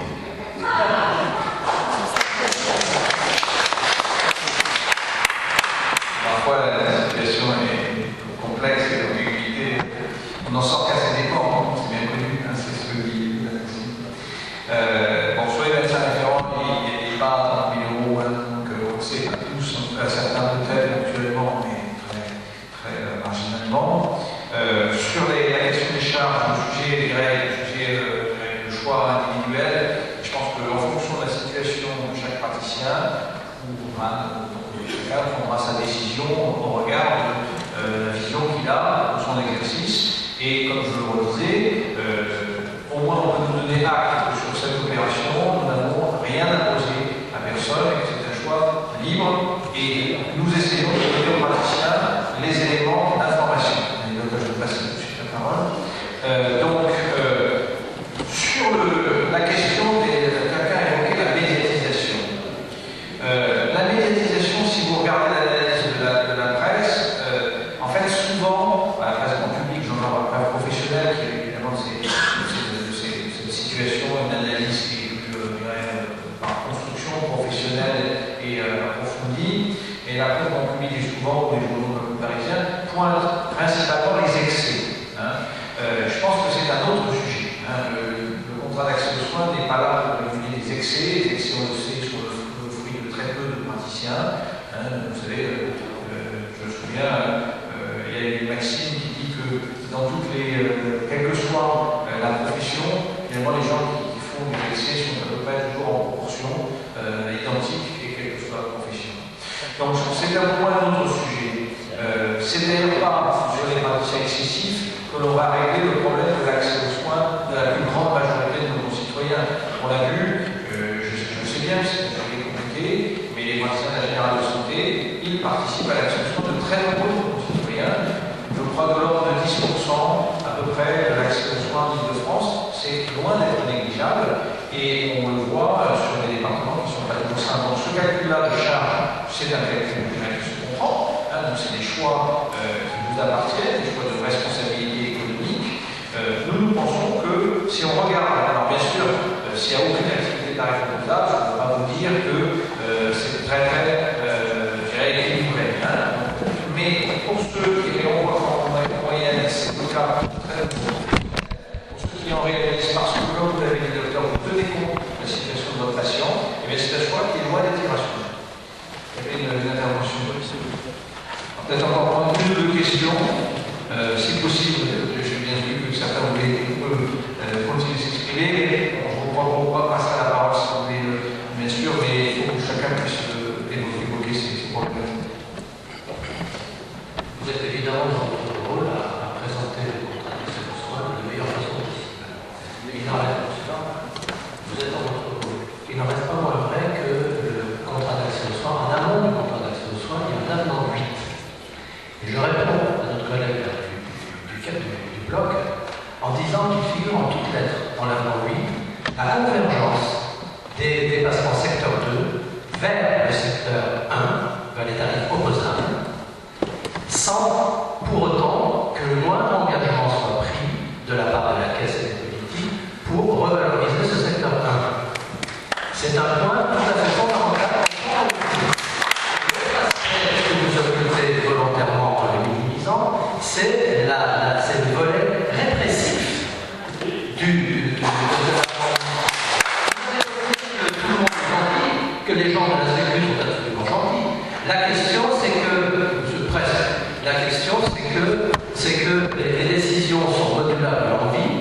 c'est que le pauvre médecin qui va se retrouver devant cet aréopage de petits juges va se retrouver complètement démuni, sans défense. Bref, j'aimerais bien que vous-même vous développiez ces aspects. J'aimerais aussi que vous expliquiez pourquoi vous vous évertuez à dire que finalement, pour bonne partie des médecins, ça ne change pas grand-chose, parce qu'il y en a beaucoup qui font 30%, Mozart, etc. Et je ne comprends pas de ce fait-là pourquoi vous mettez cette puissance en route pour faire aboutir un contrat d'accès aux soins. Et ça serait bien la première fois que la sécurité sociale et les politiques travailleraient dans l'intérêt des médecins. Ça fait 30 ans que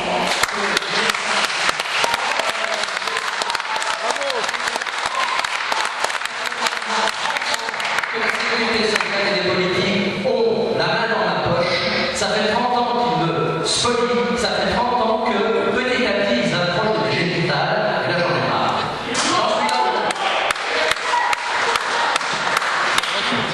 Bon, alors, on reprendra sur le sujet de l'utilisation de contrat d'accession, sur la question, effectivement, de ce que vous appelez la répression, en quelque sorte, disons, ce que nous appelons, nous, la régulation des pratiques tarifaires excessives, qui, je le rappelle, concerne un nombre limité de praticiens. Notre objectif dans cette affaire, très clairement, n'est pas d'arriver à sanctionner des praticiens. Je le dis très clairement, comme je l'ai dit, et c'est la raison pour laquelle nous avons adopté une démarche tout à fait, je dirais, axée sur la relation avec les médecins et pas, comme on aurait pu le faire, quand on aurait peut-être attendu à ce qu'on le fasse, une lettre signée de la sécurité sociale disant à la docteur, rendez-vous, direction, une commission paritaire régionale relativement impersonnelle.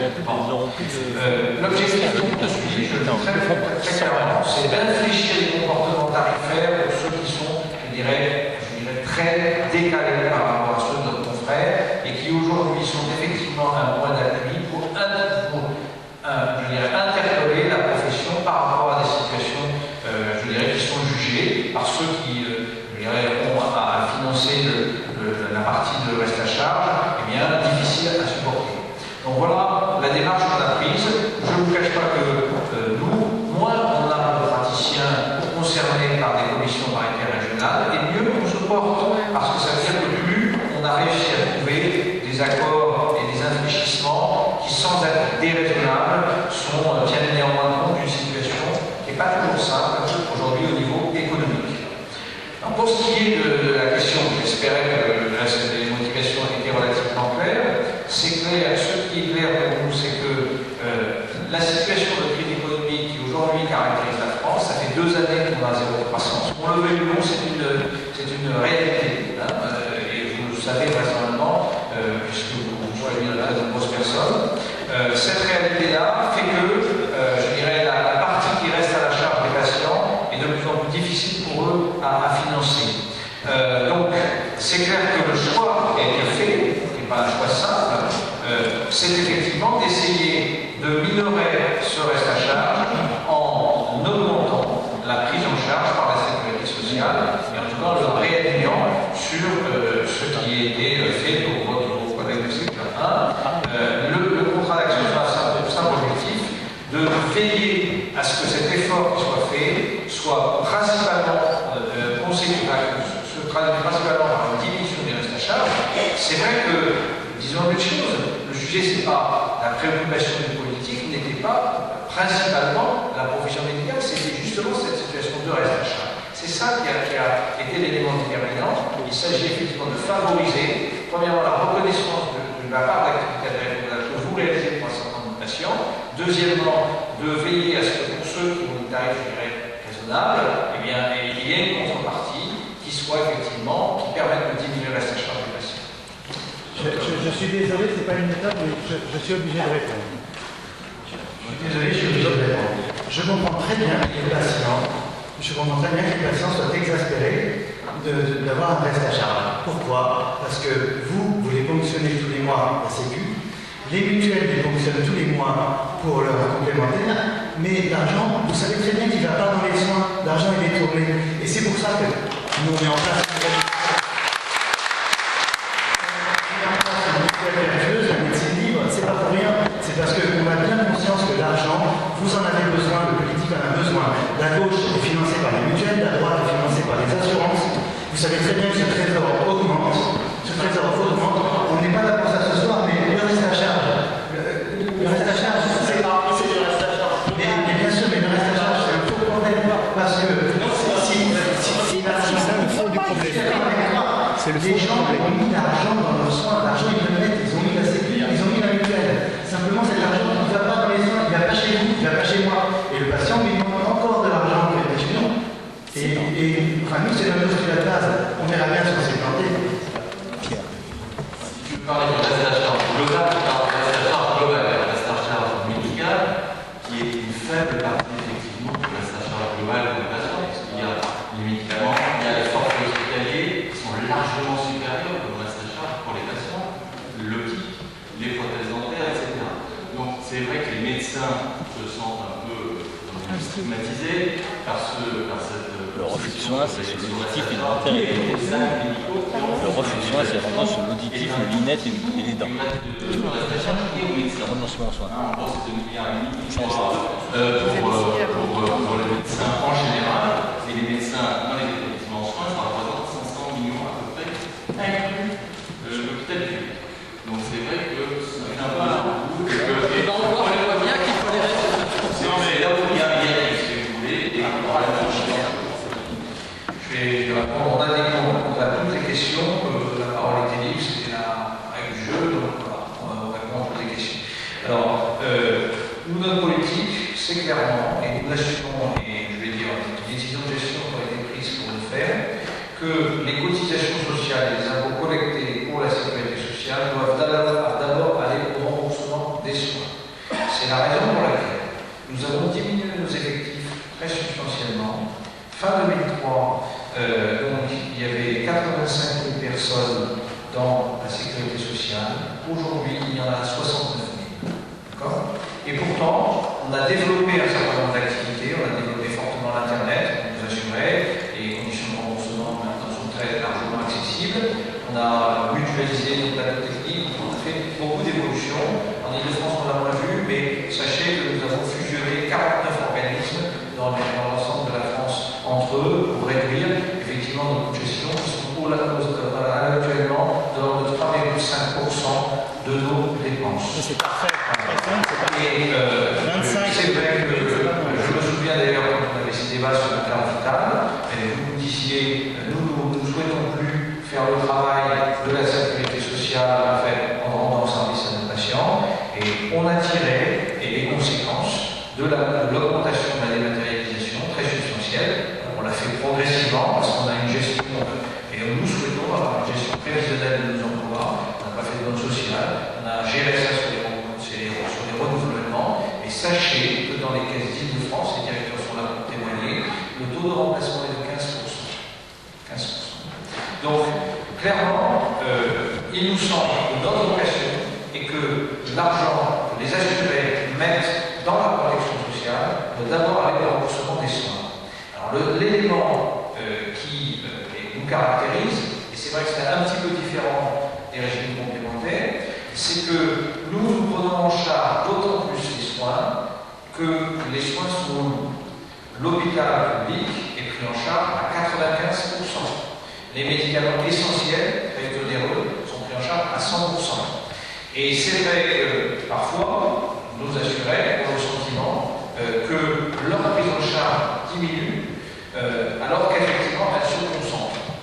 Et ça, c'est un des enjeux majeurs, effectivement, auxquels nous avons qui nous sommes confrontés. Pour vous donner un ordre de grandeur, les soins courants, je ne pense pas à la chirurgie, parce qu'effectivement, comme vous dites, la question de la charge est honoraire, est un sujet, mais comme on l'a vu tout à l'heure d'ailleurs sur l'exemple de prothèse de hanche, je peux en prendre d'autres, la part des honoraires médicaux pour le total, on a vu tout à l'heure le chiffre sur une prothèse de hanche, tarif opposable, entre guillemets, d'un peu moins de 500 € sur un coût de prothèse de hanche qui varie sur le territoire national entre 6 000 et 12 000. Donc en fait, on est sur une petite partie de ce que nous finançons pour pour une opération. Et paradoxalement, nos assurés, c'est vrai, ne se rendent pas compte de ça. C'est aussi une des raisons pour laquelle on a fait la transparence en rapport complet, c'est pour qu'ils se rendent compte que lorsqu'ils sont pris en charge dans un établissement de soins, ceux qu'ils voient un reste à charge parfois de quelques centaines d'euros, ils sont en commune mesure avec le coût global de l'opération qui donc, les concerne. Donc voilà. Mais c'est vrai que nous avons un débat avec les organismes complémentaires, c'est difficile, hein, je ne cache pas, parce que je suis interpellé personnellement sur ce sujet-là, sur effectivement les coûts de gestion. Eux nous disent nous sommes en concurrence et donc nous avons besoin de financer, entre guillemets, des dépenses de promotion. Nous avons besoin, nous avons des marchés de courtage qui nous posent des problèmes de financement. C'est vrai que nous avons par rapport complémentaire, on a deux, je dirais, avantages. Le premier, c'est que nous ne sommes pas en concurrence, nous n'avons pas de budget de publicité. La seule action que nous faisons, c'est pour le bon usage des antibiotiques. Et encore, nous, en ce moment, nous faisons une fois tous les 2 ans, pour des raisons d'économie, des ressources. Mais c'est sûr que c'est une situation évidemment qui diminue très fortement les coûts de gestion. Et puis le deuxième avantage que nous avons, c'est que nous investissons sur tous nos systèmes informatiques et coûts fixes sur une base extrêmement large qui nous permet évidemment de diminuer très fortement nos coûts de gestion et en amortissant sur la base plus large. Mais c'est clair que c'est un débat, hein, on ne peut pas l'écarter comme ça. Donc, en tout cas, en ce qui nous concerne, notre philosophie est très claire, nous avons assumé ça, et je crois que les directeurs qui sont ici présents, donc, vous demanderez après, rendez-vous à Pierre Rousseau, qui est là à la Caisse de Paris, de combien les effectifs de la Caisse de Paris ont diminué. Vous verrez que l'effort est très substantiel. Ce qui d'ailleurs pose les nécessités de réorganisation interne à la Caisse de Paris, de fermeture de certains anciens centres de liquidation, ça vous avez vu le voir, nous adapterons, faire aussi des points d'accueil quand il n'y a personne dans les points d'accueil. Justement, vous faites à 3%, les mutuelles font à 20%, et ces 17%-là, c'est plusieurs milliards, et ça, c'est le reste à charge. Parce que vous gérez avec 3 ou 4%, les mutuelles, elles gèrent avec 20. Alors 20% de 40 milliards, ça fait 8 milliards. Remettez 8 milliards dans la poche des Français, et vous arrêterez de nous dire que c'est nous les coupables, nous, et l'ensemble des professionnels de santé.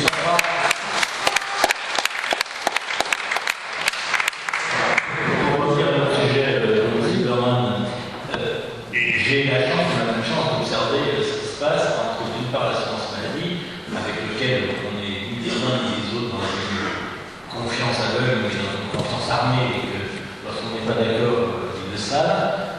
Donc là-dessus, on peut nous faire confiance, pas nous faire confiance, mais aucun des syndicalistes présents ici n'a d'accord de confiance aveugle. Et c'est vrai que le problème de la confiance, c'est un sujet qui est malmené depuis longtemps. Mais par ailleurs, n'oubliez pas vos partenaires quand il s'agit des établissements. Il y a les agences régionales de santé.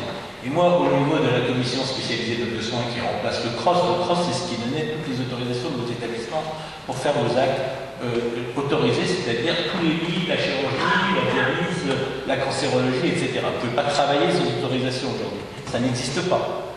Et je peux vous dire que l'autre versant, c'est pas paritaire. La commission spécialisée de soins, c'est 44 personnes, un représentant des CME d'établissements privés, 2 libéraux et représentant de la FHP. Le reste, ce n'est pas des adeptes du secteur libéral. Aujourd'hui, il y a quand même, mais il n'y a pas qu'en Ile-de-France, il y a une vraie diminution de part de marché, mais tout le monde le sait, de l'hospitalisation privée qui s'en plaint. Et comment elle s'en plaint quand ils viennent? Ils commencent à dire que c'est la faute des docteurs qui prennent des dépassements. Je suis désolé, mais c'est ce qui se dit. C'est pas forcément ce qui se dit à l'assurance maladie, mais c'est ce qui se dit dans les commissions et quand ils viennent défendre. Donc là, il y a un vrai sujet. Les usagers, les patients de la crise économique, on a tous démontré. Ici, tu l'as dit toi tout à l'heure pour les patients, on le voit dans l'observation, là où la population est défavorisée, les médecins libéraux adaptent leurs tarifs. Il n'y a pas de dépassement excessif suivant la poche, et c'est vrai département par département, territoire par territoire, depuis longtemps, à part quelques mecs qui font n'importe quoi, les libéraux s'adaptent à leur patientèle. N'empêche que nos patients, ils exigent aujourd'hui une transparence pour leur démontrer qu'on le fait.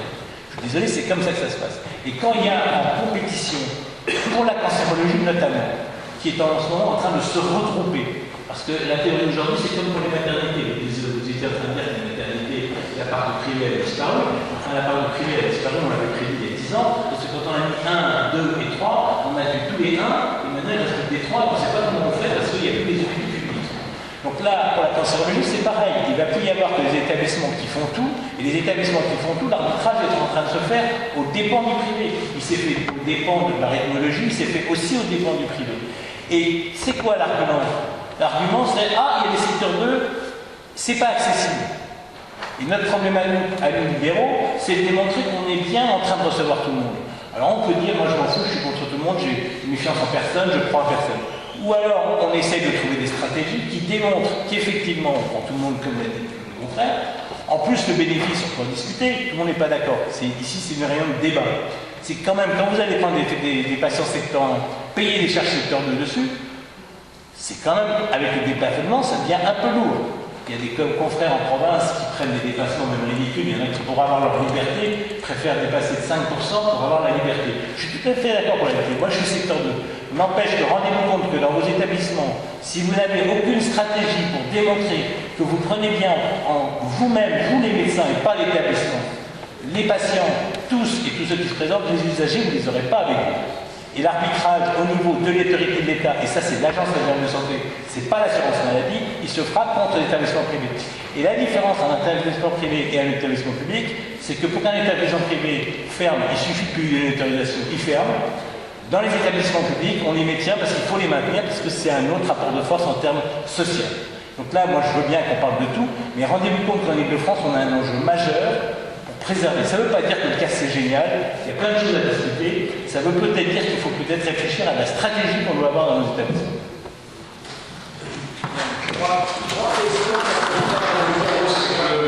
On arrête là, mais que vous pouvez rester et qu'on puisse continuer à dialoguer. Je suis pas sûr qu'on aura pas de logique soit adapté, mais je vois qu'il y a encore beaucoup de questions. Donc pour vous, c'est que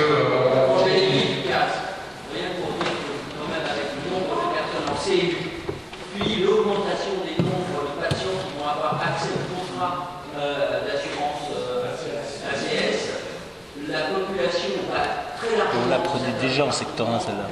S'élever et être accessible au secteur 1. Et que la réflexion doit se porter sur les praticiens ayant un exercice secteur 2, de savoir si leur population médicale qu'ils vont avoir à traiter vont pouvoir bénéficier de déplacements honoraires. C'est clair, je sais pas. Pour compenser le contrat d'accès aux soins et du première bonne mesure pour ces patients. Et pour solvabiliser le deuxième point, il faut insister, et là l'axe de mon travail est d'imposer aux mutuelles, aux assurances complémentaires qui sont plein les couilles, d'intervenir pour que son contrat d'accès aux soins soit vraiment un acte de prise en charge de nos patients et de démontrer que ce sont eux qui empêchent de prendre le reste à charge. c'est vrai, on a su que c'est clair, on a ce dialogue qu'on a eu ce soir avec tous vos collègues, même si ce n'est pas un élément qui le faisons. C'est clair que l'argument du contrat d'accès aux soins serait beaucoup plus fort s'il y avait la solvabilisation par la communauté. Ok, je propose qu'on continue.